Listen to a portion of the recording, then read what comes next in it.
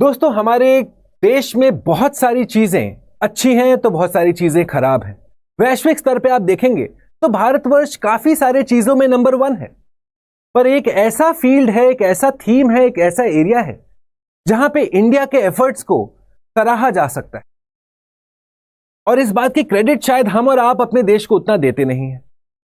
मेरे पीछे जो आप ये एक अद्भुत दृश्य देख सकते हैं, ये हो रहा है एक mass nesting event olive ridley turtles का। कहां हो रहा है? ओडिशा कोस्ट में। और ये जो मास नेस्टिंग इवेंट हो रहा है, इसको हम कहते हैं अर्रीबाडा। नमस्कार फ्रेंड्स, स्टडी आईक्यू की तरफ से मैं हूं भुवन झा।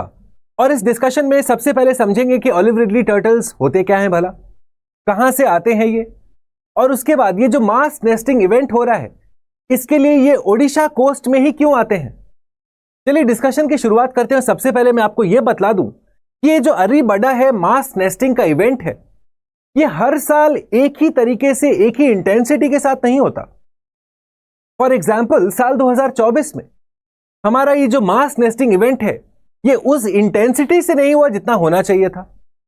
उसी के कंपैरिजन में आप देखेंगे कि साल 2023 में करीब करीब 6.5 लाख ऑलिव रिडली टर्टल्स आते हैं उसी ओडिशा कोस्ट पे। और इस साल यानी कि साल 2025 में हमारे ऑलिव रिडली टर्टल्स ने रिकॉर्ड ब्रेकिंग परफॉर्मेंस दिया है जब हम नंबर्स की बात करते हैं और उनके अराइवल की बात करते हैं फॉर द कॉन्सेप्ट ऑफ अर्रीबाडा। तो जब हमने यह समझ लिया, अब समझते हैं कि आखिरकार ऑलिव रिडली टर्टल्स हैं क्या। तो दोस्तों, आप देखेंगे कि हमारे सी टर्टल्स में ये सबसे छोटे साइज के होते हैं। They are the smallest of the sea turtles. और साथ में ये हमारे पैसिफिक ओशन, इंडियन ओशन और अटलांटिक ओशन, तीनों ओशंस में हमें मिलते हैं। इनफैक्ट इनके डिस्ट्रीब्यूशन की जब आप बात करोगे, यू विल सी कि ये ट्रॉपिकल वाटर्स में हमें मिलेंगे, गर्म पानी वाले इलाकों में मिलते हैं। तो सबसे पहला कॉन्सेप्ट कि ये सिर्फ इंडियन ओशन में नहीं है, ये बाकी ओशंस में। अब इनके थ्रेट्स क्या क्या है, इनको किन किन चैलेंजेस से डील करना पड़ता है। सबसे पहला, over exploitation for turtle meat and turtle eggs. इनका हंटिंग भी काफी होता है और काफी दफा आप देखेंगे कि अनसस्टेनेबल फिशिंग में, यानी कि मछली मारने के दौरान इनका भी हंटिंग हो जाता है, जिसके चलते इनके पॉपुलेशन में गिरावट देखा गया है। अगर आप IUCN रेड लिस्ट के पॉइंट ऑफ व्यू से देखेंगे तो ये अभी वल्नरेबल की श्रेणी में इसको डिफाइन किया जाता है। तो जब हमने समझ लिया इनका डिस्ट्रीब्यूशन, इनका थ्रेट लेवल, अब समझते हैं कि अर्रीबाडा आखिरकार है क्या। तो arribada is the Spanish for arrival. आने का जो क्रिया है उसको हम अर्रीबाडा कहते हैं। During which thousands of females come together on the same beach to lay eggs.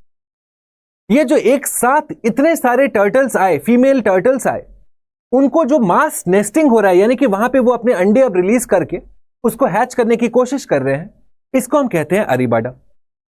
अब इस तरह का बिहेवियर ना सिर्फ ऑलिव रिडली टर्टल दिखाता है, पर हमारा केम्प रिडली टर्टल भी दिखाता है, यानी कि एक और ऐसा स्पीशीज है। पर जब हम इनके नंबर की बात करें कि एक साथ इतने हजार लाख टर्टल्स एक साथ आ रहे हैं, उस श्रेणी में ऑलिव रिडली टर्टल्स तो बस अकेले ही हैं, इनके आसपास नजदीक तो कोई है भी नहीं।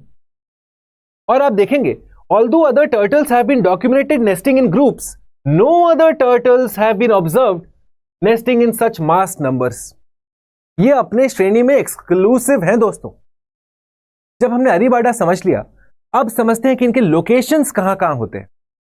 जैसा मैंने बतलाया, भारतवर्ष में आप देखते हैं कि ये कोस्ट ऑफ ओडिशा के पास में, स्पेसिफिकली गाहिरमाथा और ऋषिकुल्या, यहां पे आपके अर्रीबाडा के लोकेशंस होते हैं।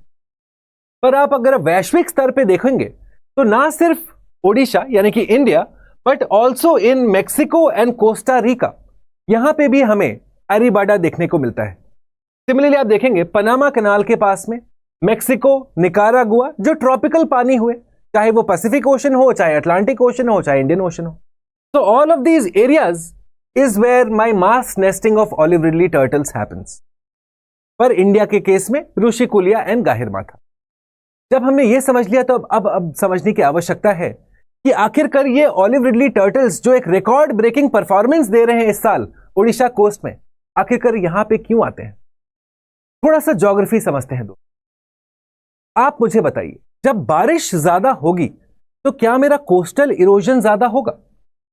बस यही कॉन्सेप्ट है। इस साल फरवरी के महीने में ओडिशा में बारिश हुआ है कम, जिसके चलते हमारा कोस्टल इरोजन हुआ है कम, जिसके चलते आप देखेंगे कि इनको जो ये एरिया चाहिए कोस्ट के पास में, ये जो एरिया चाहिए मास नेस्टिंग के लिए, वो थोड़ा ज्यादा बड़ा है।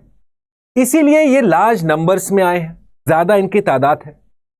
तो सिंपल अंडरस्टैंडिंग, जिस साल बारिश नहीं हुई ये रहा हमारा कोस्टल विथ, जिस साल बारिश हो गई कोस्टल विथ हो गया कम, यानी कि यहां पे स्पेस कम है, इस साल स्पेस ज्यादा है। सबसे पहला रीजन। दूसरा हम देखेंगे दोस्तों, हमारे साउथ वेस्टर्ली करंट्स के चलते भी ये सीधा सीधा ओडिशा कोस्ट पे पहुंच सकते हैं, तो वहां पे भी इनको फायदा मिला है।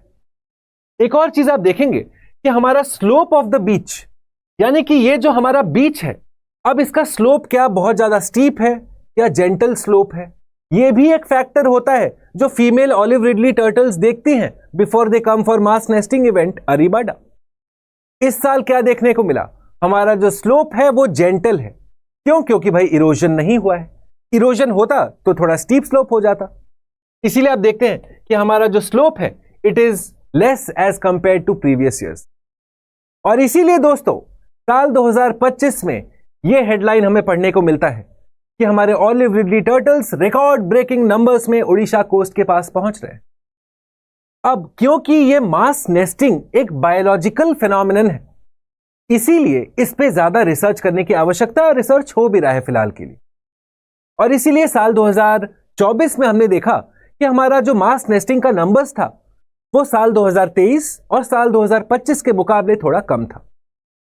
पर क्या आपको यह देख के खुशी नहीं होती है कि ये वल्नरेबल एनिमल्स, रेप्टाइल्स इनफैक्ट, ये आते हैं हमारे भारतवर्ष पे, हमारे भारत की भूमि को ये चुनते हैं अपने नेक्स्ट जनरेशन के लिए। यह हम और आप दोनों के लिए गर्व की बात है। और गर्व की बात यह भी है कि भारत जब कहता है वासुधैव कुटुंबकम, the world is one family, friends, हम इस बात को मीन करते हैं, इस बात को सिर्फ फेस वैल्यू पे नहीं कहा जाता है। और इसीलिए आप देखेंगे कि जब यह अरीबाडा मास नेस्टिंग इवेंट हो रहा होता है, भारत उस चुनिंदा देशों में है जो अपना डिफेंस का टेस्टिंग, मिसाइल टेस्टिंग जो होता है एपीजे अब्दुल कलाम आइलैंड, जिसका प्रीवियस नाम था व्हीलर आइलैंड, जो इसी ऋषिकुलिया कोस्ट के थोड़ा सा ऊपर में है, वहां से हमारे सारे मिसाइल टेस्टिंग को हम पॉज कर देते हैं for a certain period of time. क्यों? ताकि हमारे ऑलिव रिडली टर्टल्स को शांति से विद द ड्यू अटेंशन वो मास नेस्टिंग करे, अपने नेक्स्ट जनरेशन को लाएं। तो क्या आप अग्री करेंगे दोस्तों? ये एक शाइनिंग एग्जाम्पल है जब भारतवर्ष कहता है वासुधैव कुटुंबकम, the whole world is one family which includes our dear olive ridley turtles. तो ये था एक ब्रीफ सा डिस्कशन